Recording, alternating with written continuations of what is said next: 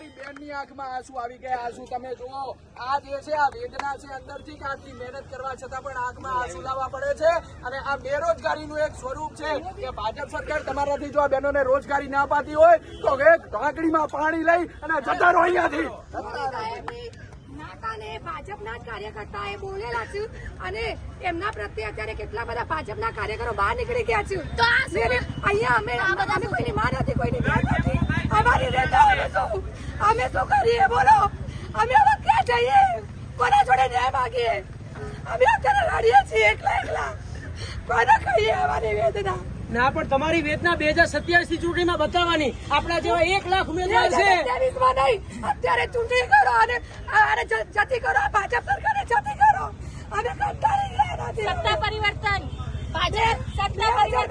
પરીક્ષા આપીએ છીએ, એક પોઈન્ટ થી રહી જઈએ છીએ દર વખતે.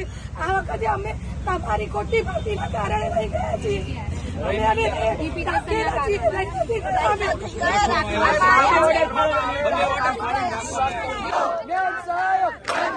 શિક્ષા કોની?